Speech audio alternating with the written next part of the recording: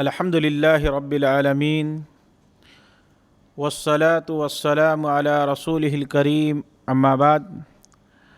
اعوذ باللہ من الشیطان الرجیم بسم اللہ الرحمن الرحیم یا ایہا الذین آمنوا اطیعوا اللہ واطیعوا الرسول وأولی الامر منکم فإن تنازعتم فی شیء فردوہ الی اللہ والرسول ان کنتم تؤمنون باللہ والیوم الآخر ذالک خیر واحسن تاویلا۔ ہر قسم کی حمد و ثنا، کبریائی، بڑائی، بزرگی اللہ رب العالمین کے لیے لائق، زیبا، سزاوار ہے، جو رب العالمین ارض و سما کا یکو خالق، مالک، تنہا عبادت کے لائق ہے۔ نبی حبیب محمد صلی اللہ علیہ وسلم پر درود و سلام نازل ہو۔ محترم حاضرین، کچھ باتیں میں اس درمیان میں آپ لوگوں کے سامنے نبی کریم صلی اللہ علیہ وسلم کے متعلق بطور عید تہوار کے نام پر معاشرے میں جو ایک چیز رائج ہے، جسے ہم لوگ جشن عید میلاد النبی یا عید میلاد النبی ان قسموں کے ناموں سے جانتے ہیں، اسی کے متعلق کچھ باتیں میں آپ لوگوں کے سامنے رکھنے کی کوشش کروں گا۔ اللہ رب العالمین قرآن مجید میں ارشاد فرمایا، یا ایھا الذین آمنوا اطیعوا اللہ واطیعوا الرسول، اے ایمان والو، اللہ کی اطاعت کرو اور اللہ کے رسول صلی اللہ علیہ وسلم کی اطاعت کرو۔ وَأَطِیعُوا الرَّسُولِ کے بعد اللہ رب العالمین نے ایک اور کی اطاعت کا حکم دیا ہے، فرمایا ہے وَأُولِي الْأَمْرِ مِنْکُمْ، مگر اللہ رب العالمین نے اسے تھوڑا استثنائیت کا استثناء کرتے ہوئے اللہ رب العالمین نے ان کا حکم دیا ہے، بیچ میں واو لایا ہے۔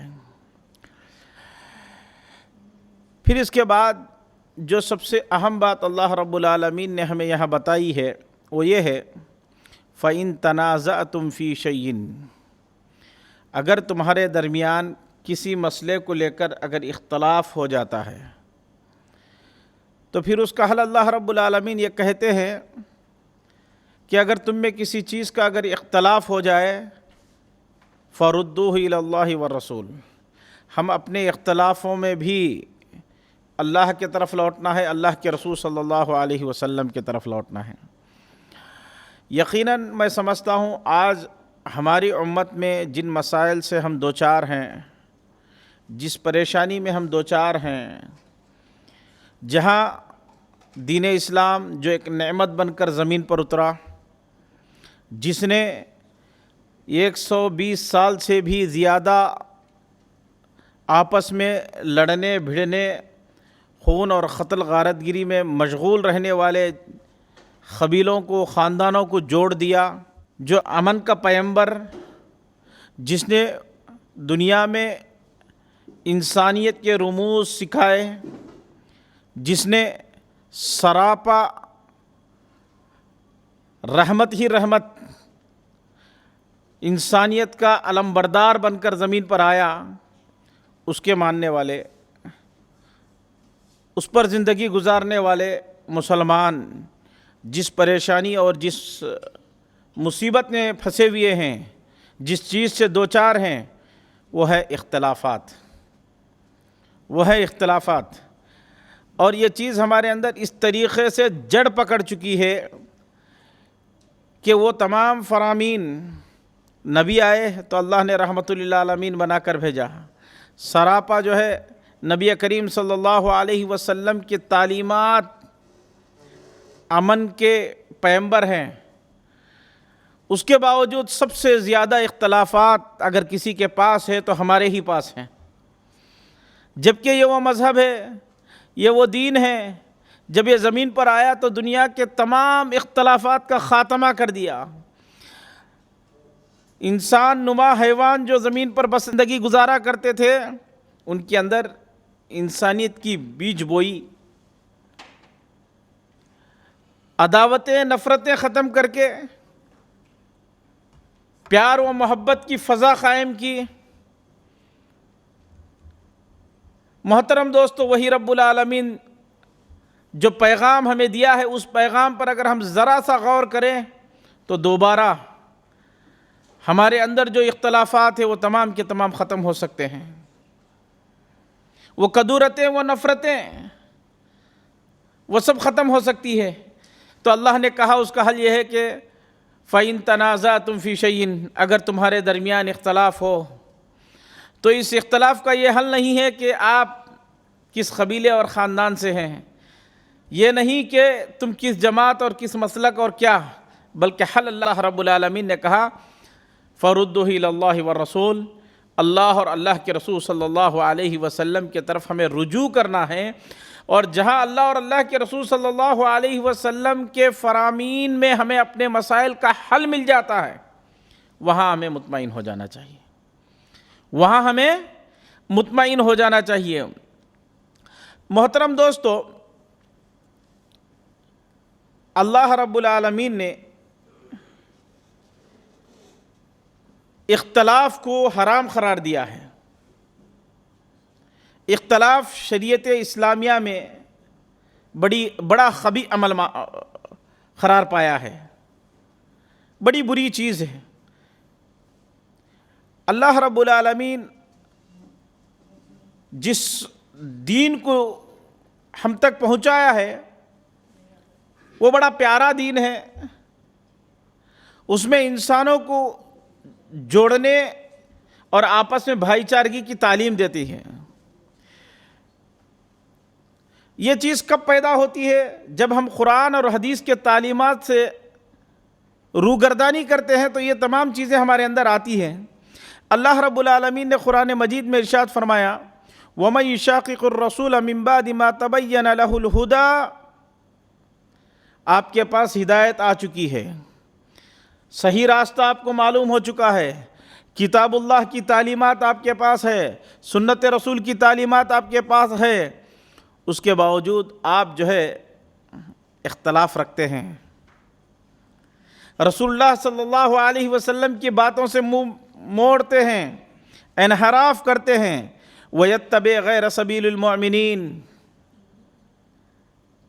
اور مومنین کا جو راستہ ہے اس راستے سے ہٹ کر کسی اور راستے کی طرف رخ کرتے ہیں، تو پھر بطور عذاب اللہ رب العالمین نُوَلِّيهِ مَا تَوَلَّىٰ، تم جس راہ پر نکل پڑے ہو، جس میں تم اپنا انجام تلاشتے ہو، اللہ اسی طرف تمہیں موڑ دے گا۔ پھر اللہ رب العالمین نے کہا وَنُسْلِيهِ جَهَنَّمَ وَسَاءَتْ مَصِيرًا، اور ہمارا ٹھکانہ اللہ رب العالمین جہنم میں کر دے گا، اور کیا ہی برا ٹھکانہ ہے۔ یعنی اس سے یہ بات معلوم ہوتی ہے کہ اختلافات اگر ہو تو نبی کریم صلی اللہ علیہ وسلم کے لائے ہوئے شریعت کے اندر ان کے طرف رجوع ہونے سے اختلافات ختم ہو جاتے ہیں۔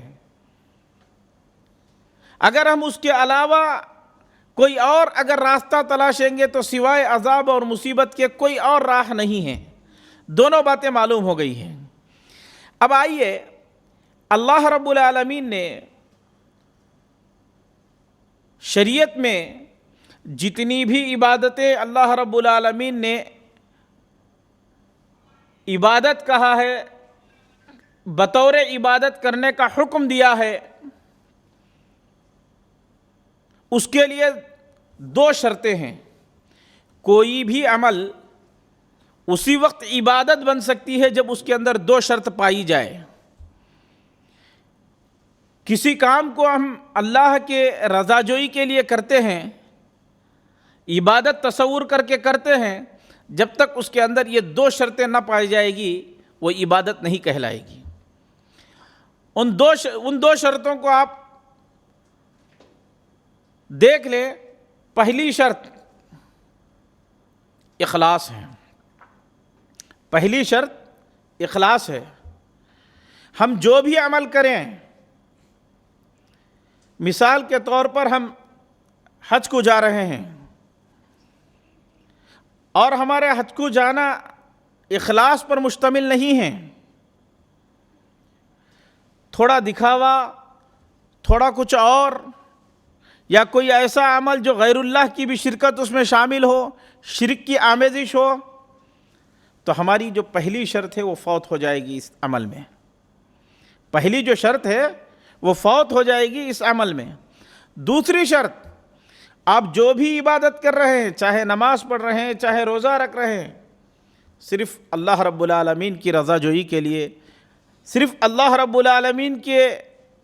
محبت میں پورے اخلاص کے ساتھ آپ کر رہے ہیں. لیکن اس عمل کے اندر، اس عبادت کے طریقے کو آپ نبی کریم صلی اللہ علیہ وسلم کے بعینہ بتائے ہوئے طریقے کے مطابق اگر آپ نے نہیں کیا تو یہ آپ کا دوسرا شرط ہے، پھر وہ عبادت اللہ کے ہاں مقبول نہیں ہوگی. تو کوئی بھی عمل جب ہم کریں تو اس عمل کے اندر یہ دو چیزیں پائی جانا ضروری ہے. پہلی چیز اخلاص، دوسری چیز اس عمل کو نبی کریم صلی اللہ علیہ وسلم کے طریقے کے مطابق ہمیں کرنی چاہیے. جب یہ دو چیزوں سے ہٹ جاتی ہے تو وہ عبادت مردود ہو جاتی ہے، دھتکاری جاتی ہے. ایسے ہی بہت ساری چیزیں آج ہمارے معاشرے کے اندر جڑ پکڑ چکی ہیں. اللہ کے رسول صلی اللہ علیہ وسلم نے فرمایا، کوئی بھی چیز جو اللہ کے رسول صلی اللہ علیہ وسلم کے زمانے میں عبادت نہ رہی ہو، جس کو نہ نبی نے کیا ہو، جس کو نہ صحابہ نے کیا ہو، اگر وہ بعد کے دور میں کی جاتی ہے، اگر وہ ہمیں کتنی بھی بھلی معلوم ہو، کتنی بھی اچھی معلوم ہو، وہ مردود ہے. اس کا اعتبار شریعت اسلامیہ میں نہیں ہوگا. اللہ کے رسول صلی اللہ علیہ وسلم نے اسی کو بدعت کہا ہے. اور اللہ کے رسول صلی اللہ علیہ وسلم کا یہ طریقہ کار تھا کہ اپنے تمام جمعوں کے اندر اللہ کے رسول صلی اللہ علیہ وسلم بدعتوں کے متعلق ڈراتے تھے، بڑی تاکید کے ساتھ اس سے بچنے کا حکم دیتے تھے. بلکہ اللہ کے رسول صلی اللہ علیہ وسلم نے کہا، من احدث فی امرنا ھذا ما لیس منہ فہو رد، جس نے بھی ہمارے دین کے اندر کسی نئی چیز کو لایا وہ مردود ہے. اللہ کے رسول صلی اللہ علیہ وسلم نے ایک اور جگہ پر فرمایا، من عمل عملا لیس علیہ امرنا فہو رد، جس کسی نے کوئی ایسا عمل کیا جس کو ہم نے نہیں کیا ہو، یعنی رسول اللہ صلی اللہ علیہ وسلم نے جس کو نہیں بتایا ہو، اللہ کے رسول کہتے ہیں کہ وہ عمل باطل ہے، وہ عمل مردود ہے. حضرت حذیفہ رضی اللہ عنہ کا ایک بڑا مشہور قول ہے. کہتے ہیں حذیفہ رضی اللہ عنہ، کل عبادت لا يعبدها اصحاب محمد صلی اللہ علیہ وسلم فلا تعبدوها. حضرت حذیفہ رضی اللہ عنہ کہتے ہیں، چاہے کوئی بھی عبادت ہو، اگر اسے نبی کریم صلی اللہ علیہ وسلم کے اصحاب اگر اسے نہ کرتے ہوں تو وہ عبادت میں شمار نہیں ہوگی. تم اسے عبادت مت تصور کرنا، اسے نہ اپنانا. یہ حضرت حذیفہ رضی اللہ عنہ کہتے ہیں. حضرت حذیفہ کے اس قول کی شرح کرتے ہیں حضرت عبداللہ ابن مسعود رضی اللہ عنہ کہتے ہیں، فلا تعبدوها، اس کی عبادت نہ کرنا. وہ کہتے ہیں کہ اس کا مطلب یہ ہے کہ ہم کو کسی بھی عمل کو، چاہے وہ قرآن سے ہو، چاہے وہ حدیث سے ہو، صحابہ اکرام رضوان اللہ علیہم اجمعین کی زندگیوں کی اقتدا کرے تو ہمیں سمجھ میں آئے گا کہ کون سی عبادت صحیح ہے، عبادت کا طریقہ کار کیا ہے، عبادت کس طریقے سے کرنی چاہیے. اس لیے حضرت عبداللہ ابن مسعود کہتے ہیں، جو بھی اقتدا کرنا چاہے، من کان منکم مستنن فلیستن بمن خدمات، کہتے ہیں کہ تم میں سے جو بھی اقتدا کرنا چاہیں، تمہیں چاہیے کہ ان لوگوں کی اقتدا کرے جو مر چکے ہیں، ان صحابہ اکرام رضوان اللہ علیہم اجمعین کی اقتدا کرے. اولئک اصحاب محمد صلی اللہ علیہ وسلم کانوا خیر الامہ، وہ محمد صلی اللہ علیہ وسلم کی امت ہے جو اس پورے کائنات میں سب سے بہتر لوگ تھے. وَأَبَرُّهَا قُلُوبًا، دلوں کے اعتبار سے وہ بڑے پاکیزہ تھے. صحابہ اکرام رضوان اللہ علیہم اجمعین دلوں کے اعتبار سے بڑے پاکیزہ تھے، علم کے اعتبار سے بہت پختہ تھے، تکلف کے اعتبار سے بہت کم تر تھے، بے انتہا کم تکلف کرنے والے تھے. اور اللہ رب العالمین نے انہیں چن لیا محمد صلی اللہ علیہ وسلم کے ساتھ اس دین کی ذمہ داری کو بعد والوں کو پہنچانے کے لیے، اس کی تبلیغ کے لیے، اس دین کی اقامت کے لیے، اس دین کی توحید کو دنیا کے گھر گھر تک پہنچانے کے لیے اللہ رب العالمین نے صحابہ اکرام رضوان اللہ علیہم اجمعین کو چن لیا۔ تو کہتے ہیں عبداللہ ابن مسعود، ان کی اقتداء کرو، فَإِنَّهُمْ كَانُوا عَلَى الْهُدَىٰ، بے شک یہ ہدایت پر تھے، راہ راست پر تھے، صراط مستقیم پر تھے، تم ان کی اقتداء کرو۔ بلکہ حضرت عبداللہ ابن مسعود، حضرت امام مالک رحمہ اللہ علیہ کا یہ قول ہے، من ابتدع فی الاسلام بدعۃ یراها حسنہ، جو بھی آدمی کسی بھی چیز کو دین اسلام کے اندر کرتا ہو، یہ سمجھ کر کرتا ہو، امام مالک رحمہ اللہ علیہ کہہ رہے ہیں یہ سمجھ کر کرتا ہو کہ یہ تو بدعت حسنہ ہیں، یہ تو بہت اچھی چیز ہے، اس کے کرنے میں کیا برائی ہے، فقط زعم ان محمد صلی اللہ علیہ وسلم خان الرسالہ، کہتے ہیں امام مالک کہ گویا کہ اس کا یہ کہنا کہ یہ بہت اچھی چیز ہے، گویا محمد صلی اللہ علیہ وسلم پر ایک الزام باندھنا ہے کہ محمد صلی اللہ علیہ وسلم نے اپنے رسالت کو مکمل نہیں کیا، اپنے رسالت کو مکمل نہیں کیا۔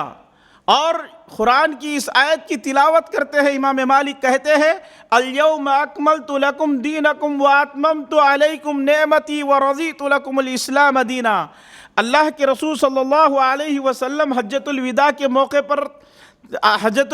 موقع پر تمام صحابہ اکرام رضوان اللہ علیہم اجمعین کی حاضری میں یہ آیت نازل ہوتی ہے، اور اللہ کے رسول صلی اللہ علیہ وسلم نے پوری امت کے سامنے اس دین اسلام کے اختتام کی مہر لگائی، کہا کہ یہ دین اسلام مکمل ہو چکا، آج کے بعد جو بھی چیز آئے گی وہ اس دین اسلام کا کوئی حصہ نہیں ہوگی۔ تو امام مالک کہتے ہیں کہ اللہ کے رسول صلی اللہ علیہ وسلم کی قرآن کی اس آیت کو ہم نے نہیں سمجھا،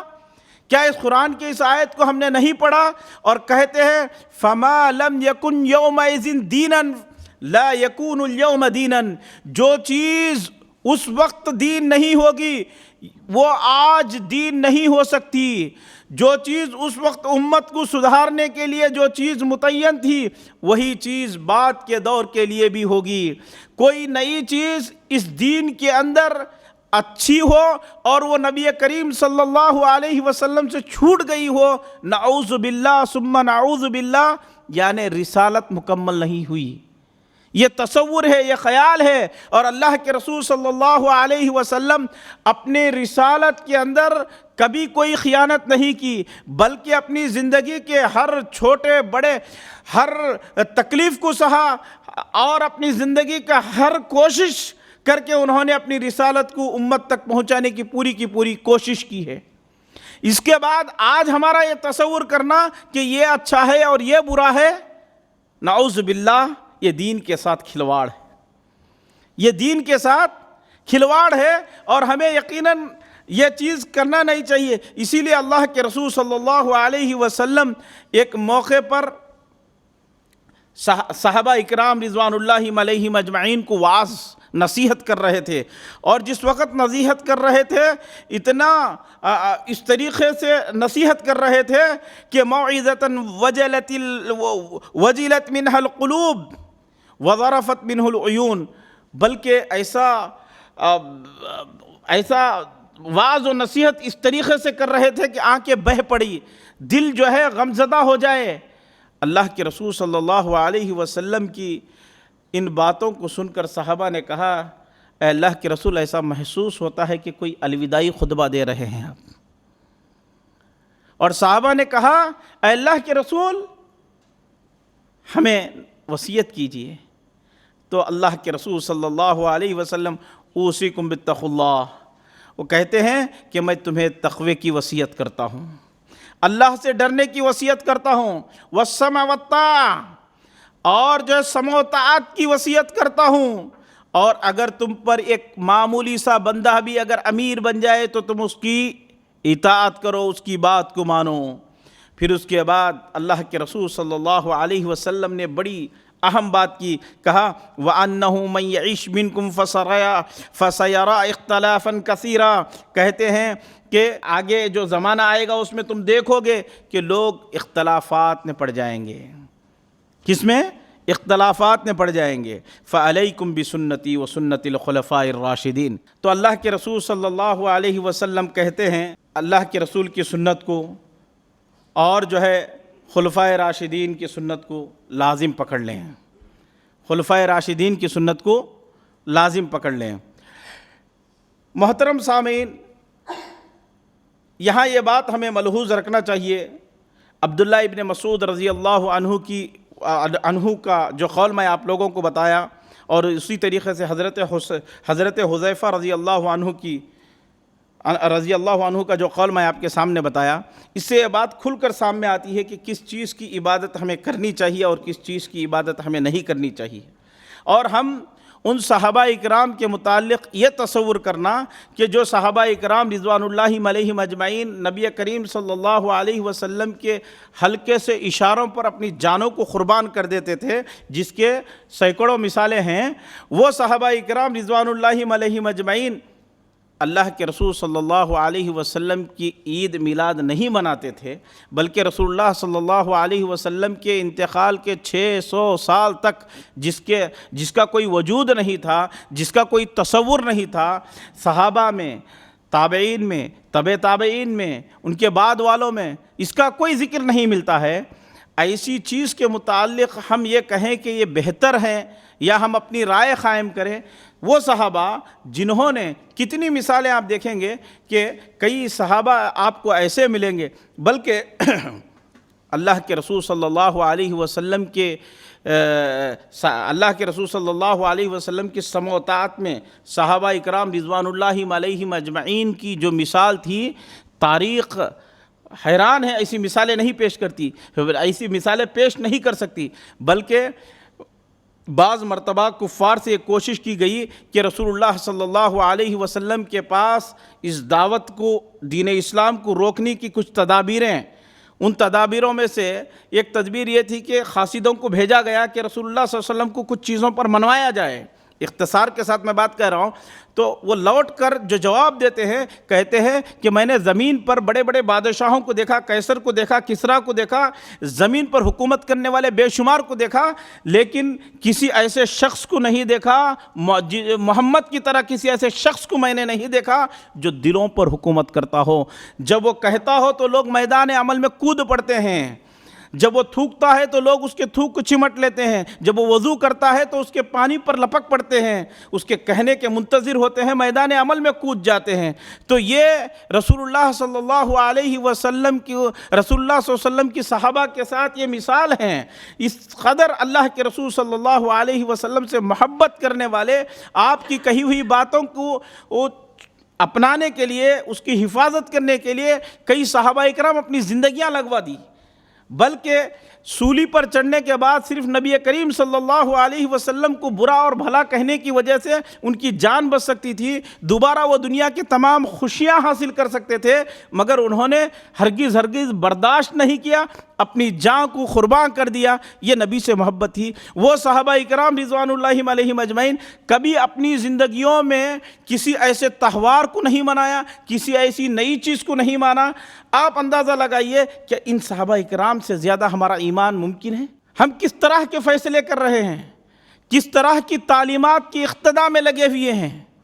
تو محترم دوستو، میں بات کو اختصار کرتے ہوئے صرف اتنی بات میں آپ کے سامنے رکھنا چاہتا ہوں کہ یہ جو عمل ہے 6 صدیوں کے بعد اس کا ایجاد کرنے والا، اس عید میلاد النبی کو ایجاد کرنے والا ابو سعید کوکبوری ابن ابی الحسن علی ابن محمد الملک الاعظم کے نام سے معروف ہے۔ تقریباً یہ جو ہے 600 صدی کے بعد یہ آیا ہے، بلکہ مولانا رشید احمد گنگوہی اس کے متعلق لکھتے ہیں، کہتے ہیں کہ ایک ایسا بادشاہ تھا جو ناچ گانے کو بہت زیادہ پسند کرتا تھا۔ یہ محفلیں سجاتا تھا، ناچنے والوں کو بلاتا تھا، عید میلاد کے نام سے رقص ہوا کرتا تھا، گانے بجانے ہوا کرتے تھے، یہ بہت ساری ایسی برائیاں اس کے اندر پائی جاتی تھی۔ مولانا رشید احمد گنگوہی لکھتے ہیں بلکہ بعد کے دور میں ایک ایسا مفتی بھی آ گیا جو ابو الخطاب عمر بن الحسن المعروف کے نام سے، جس نے اس پر فتویٰ دیا اور اس نے یہ کہنے کی جرأت کی کہ یہ جائز ہے، بلکہ یہ کرنا چاہیے، اس طرح کی باتیں، بلکہ اس نے لالچ اور ہوس میں اس کے مواد پر ایک کتاب بھی لکھا، اور اس کتاب کو جو ہے اس بادشاہ کے دربار میں پیش کیا گیا، اور تقریباً جو ہے 1000 اشرفیوں کا انعام بھی اسے ملا۔ گفتگو بس اختصار سے ہے کہ حافظ ابن حجر معروف شخصیت ہے، محتاج تعارف نہیں ہے۔ ایسے بڑے شخصیت کہتے ہیں کسی کا قول نقل کرتے ہوئے کہ یہ ایک ایسا آدمی اور ایک ایسا انسان تھا جو علماء سے چڑھتا تھا، علماء کو گالیاں دیتا تھا، علماء سے دور رہتا تھا، علماء کے متعلق بہت غلط باتیں پھیلانے کی کوشش کرتا تھا۔ اب دیکھیے، جس تہوار کے اوپر آج ہم جمع ہوئے ہیں، جس کی حقیقت یہ ہو، جس کے بدلے میں ہمیں سنتیں پامال ہو رہی ہے، نبی کی محبت پامال ہو رہی ہے۔ حقیقت محبت تو یہ تھی کہ جس طریقے سے صحابہ اکرام رضوان اللہ علیہم اجمعین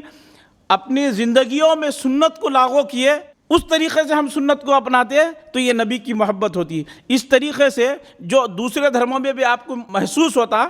کہ پوری زندگیوں میں اطاعت والدین نظر نہیں آتی، مگر اس کا ایک ڈے متعین ہوتا ہے۔ محبت پوری زندگیوں میں نظر نہیں آتی، اس کا ایک ڈے متعین ہوتا ہے، ایک دن متعین کرتے ہیں۔ اس طریقے سے لے کر تمام اسی طریقے کا ایک عمل ہے یہ کہ پوری زندگیوں میں جہاں نبی کی اطاعت، محبت اور جو ہے دنیا کے بے شمار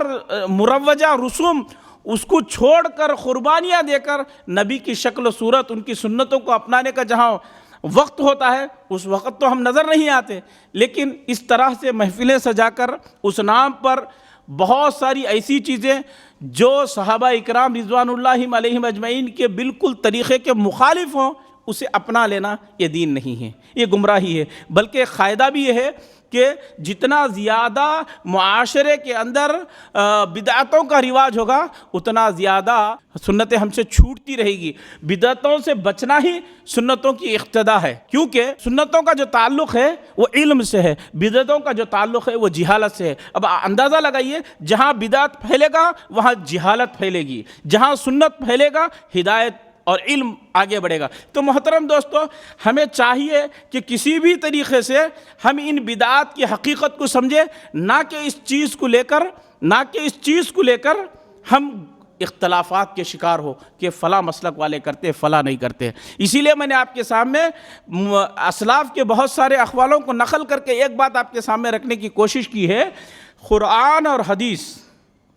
ان دو کو صحابہ نے جس طریقے سے سمجھا ہے، صحابہ نے جس طریقے سے عمل کیا ہے، وہ عمل ہمارے لیے راہ نجات ہے۔ وہ عمل، امام مالک کا قول